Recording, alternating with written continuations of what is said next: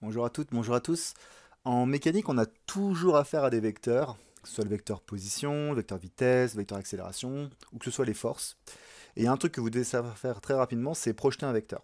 Alors projeter un vecteur, ça veut dire quoi? Ça veut dire donner ses coordonnées. Alors, généralement, par exemple ici, je veux donner les coordonnées du vecteur W, donner les coordonnées du vecteur B. Alors généralement, vous avez vu en maths comment donner les coordonnées du vecteur W, hein, c'est dire de combien il faut que je me déplace sur l'axe des X, de combien il faut que je me déplace sur l'axe des Y, et de combien il faut que je me déplace sur l'axe des Z, pour quand je pars d'ici, arriver ici. Donc ici, dans ce cas-là, quand je pars d'ici et que je veux arriver ici, hein, pour décrire cette flèche-là, il faut que je me déplace de 3 crans sur l'axe des X, donc 3 crans horizontalement, et que je me déplace d'un cran verticalement, donc sur l'axe des Y, pour arriver à reformer le vecteur. Donc ici, les coordonnées du vecteur W, ça va être 3 sur l'axe des X, 1 sur l'axe des Y, et 0 sur l'axe des Z. On voit que l'axe des Z, c'est celui qui part de l'écran, et comme on est en deux dimensions, là, il n'y a pas de coordonnées selon Z.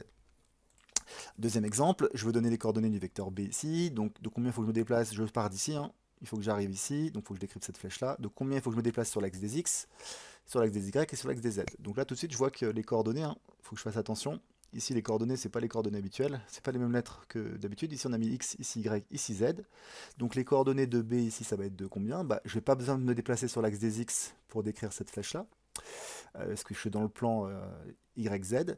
Et donc, combien il faut que je me déplace sur l'axe des Y, horizontalement? Horizontalement, il faut que je me déplace de 2 crans en arrière. Donc de moins 2, puisque l'axe des Y, hein, il va vers la droite. Là, il faut que je me déplace vers la gauche, donc ça fait des coordonnées moins 2 sur l'axe des Y. Et sur l'axe des Z, il faut donc l'axe vertical, il faut que je me déplace de combien? Il faut que je me déplace de 3 crans vers le bas. Donc ici, les coordonnées du vecteur, c'est 0 selon l'axe des X, c'est moins 2 horizontalement, donc moins 2 sur l'axe des Y, et moins 3 verticalement, donc moins 3 sur l'axe des Z. Donc ça, c'est généralement ce que vous faites en maths, hein. Vous avez un repère, vous avez euh, l'échelle qui est donnée pour chaque repère, et vous donnez les coordonnées. En physique, c'est relativement rare. Généralement, les vecteurs, ils ne sont pas décrits. En fait, on aura les axes X, Y, Z, mais on n'aura pas les 0, 1, 2, 3, 4, 5, 6, 7, 8 qui seront indiqués. Et généralement, en fait, les vecteurs, on va les définir grâce à un angle et grâce à une norme. Ah, par exemple, si je reprends le vecteur B là, et que je veux vous le faire dessiner, bah, je peux vous dire, vous partez d'un point, vous reculez de 2 sur l'axe des Y, vous descendez de 3 sur l'axe des Z, et vous allez être capable de dessiner cette flèche. Mais il y a une autre façon de faire ça. Je peux vous dire, dessiner une flèche qui fait 5 cm. Si je mesure, ça fait 5 cm. Je vous dis de dessiner une flèche de 5 cm. Alors là, vous allez me dire, oui, mais monsieur, dessiner des flèches de 5 cm, en voilà plein. Là, j'ai 4 flèches qui font 5 cm. Laquelle correspond au vecteur B? Eh ben, je peux vous dire aussi simplement, bah, celle qui correspond au vecteur B, c'est la flèche de 5 cm qui fait par exemple un angle de 110 degrés avec l'horizontale. Effectivement, hein, l'horizontale est là. Et donc l'angle ici avec l'horizontale, il vaut 110 degrés. Et donc la seule flèche qui correspond à ça, c'est celle-ci. Hein, là, l'angle avec l'horizontale, c'est pas la même chose, là, pas la même chose, pas la même chose. Donc pour définir un vecteur, on peut donner simplement son angle et sa norme. Ok. Donc voilà d'autres exemples. On va donner les coordonnées cette fois de 5 vecteurs. Donc celui-ci, celui-ci, celui-ci et celui-ci. Donc généralement, pour aller très vite, pour donner les coordonnées d'un vecteur, dans le cas où on n'a pas les petites valeurs ici pour chacune des axes, 1, 2, 3, 4, 5, 1, 2, 3, 4, 5, etc., il faut retenir ça, que pour donner les coordonnées d'un vecteur, on va faire un signe, donc plus ou moins, la norme du vecteur, et dans certains cas, on va multiplier par un cosinus d'un angle. Alors le premier cas qui est très simple, c'est le cas où le vecteur il a la même direction que OX, OY ou OZ. Dans ce cas-là, on va juste faire signe fois norme. Alors dans quel cas ça arrive? Par exemple ici le vecteur bleu, là, le vecteur G, je vois que le vecteur bleu il est vertical, là. La direction elle est verticale. Je vois que le vecteur V, donc du coup il est parallèle à l'axe OY, donc il est dans la même direction que OY. Donc dans ce cas-là, pour donner les coordonnées du vecteur G, hein, donc donner Gx, Gy, Z, les coordonnées selon X, selon Y et selon Z, ce que je vais faire, c'est que je vais déjà facilement, je vois G qu'il est verticalement, donc ça veut dire que selon X et selon Z, les coordonnées ça va être 0. Et les coordonnées de G elles vont donc juste dépendre de l'axe Y. Et donc dans ce cas-là, le signe c'est quoi? Il faut que je regarde en fait dans quel sens va le vecteur G. Donc le vecteur l'axe OY il pointe vers le haut, G il pointe vers le bas. Donc dans ce cas-là, le signe il est moins. Et ensuite, je multiplie par la norme du vecteur. Alors généralement en physique, hein, la norme du vecteur G, on l'appelle G. On enlève la flèche pour dire la norme.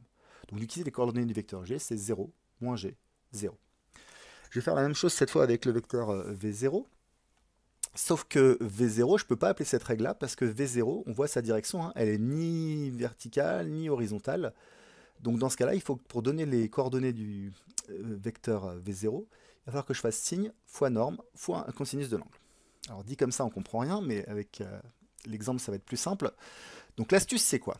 L'astuce, quand vous avez un vecteur comme ça, qui n'est pas directement selon un des axes, vous allez rabattre le vecteur sur les axes. Donc là, mon vecteur vert, il est comme ça. Et pour donner les coordonnées selon x, je vais rabattre le vecteur sur l'axe des x. Hein, je vais prendre le plus petit chemin et venir taper l'axe des x. Donc là, il est comme ça, mon vecteur. Si je viens taper l'axe des x, du coup, mon vecteur, il sera ici. Là. Et donc là, je regarde le signe. V0, quand je vais le rabattre, il pointe vers la droite. L'axe x, il pointe vers la droite. Donc c'est le même sens. Donc je vais avoir un signe plus.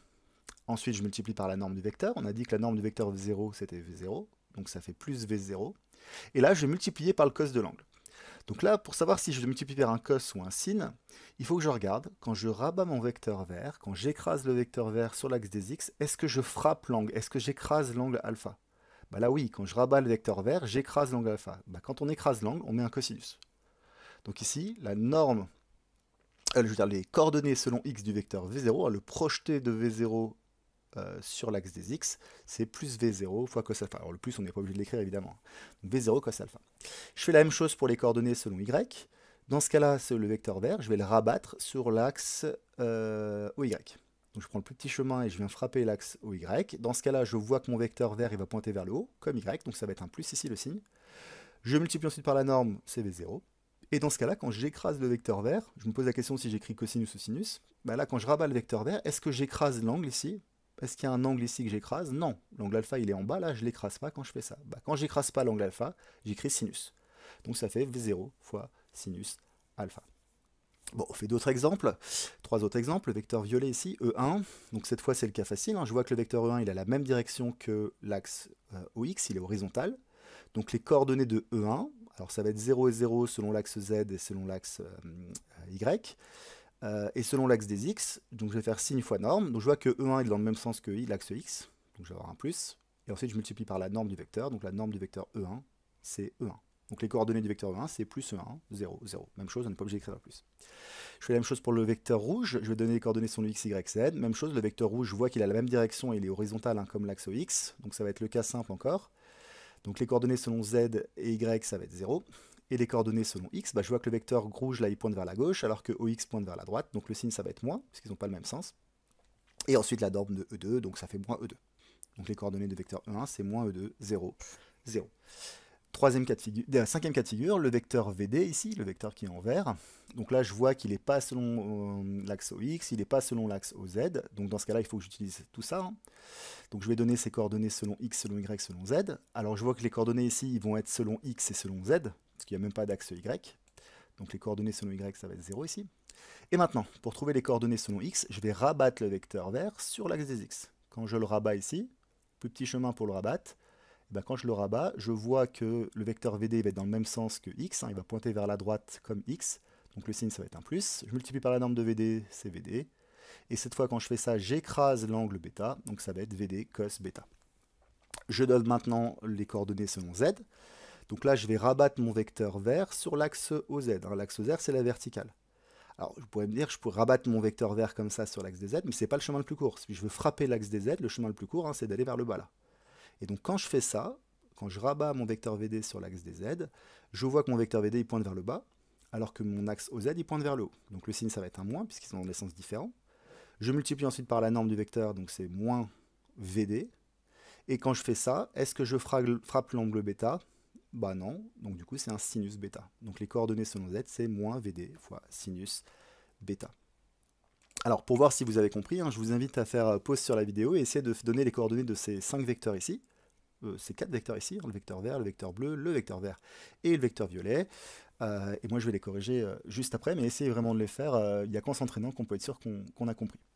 Bon, du coup, je corrige. Alors, je commence par le vecteur bleu, c'est le plus facile à faire, puisque je vois que le vecteur bleu ici, il a la même, il est orienté, il a une direction verticale, donc il a la même direction que Z. Donc, pour donner ses coordonnées, il n'y aura pas de coordonnées selon X, il n'y aura pas de coordonnées selon Y. Les seules coordonnées, ça va être selon Z. Et dans ce cas-là, je vois que Z, il pointe vers le haut, je vois que le vecteur G, il pointe vers le bas, donc le signe, ça va être un moins. Et je multiplie simplement par la norme, donc ça va être moins G. Je fais maintenant le vecteur violet, le vecteur vert, pardon, le vecteur V1. Donc là, je vois que V1, il est oblique, hein, donc il n'est pas dans la direction de OX, OY, OZ. Donc il va falloir que je fasse signe fois norme, fois le cosinus ou le signe de l'angle, selon le cas. Donc là, le vecteur vert, je vais donner ses coordonnées. Donc ici, les coordonnées, ça va être simplement selon x et selon z. Les coordonnées selon y, ça va être 0, puisque je vois qu'il n'y a même pas d'axe y ici. Alors du coup, maintenant, je vais projeter le vecteur vert. Donc projeter, je vais rabattre le vecteur vert sur l'axe des x. Donc l'axe des x, il est horizontal, hein. Donc là, si je rabats le vecteur vert sur l'axe des x, je vois que le vecteur vert, il va être vers la droite. Je vois que l'axe des x, il pointe vers la droite. Donc le signe, ça va être un plus. Je multiplie par la norme, donc ça va être plus v1, puisque c'est le vecteur v1. Multiplié par, et quand je rabats ici mon vecteur vert, qu'est-ce que je fais? Je vois que j'écrase l'angle alpha, donc ici ça va être fois cosinus alpha.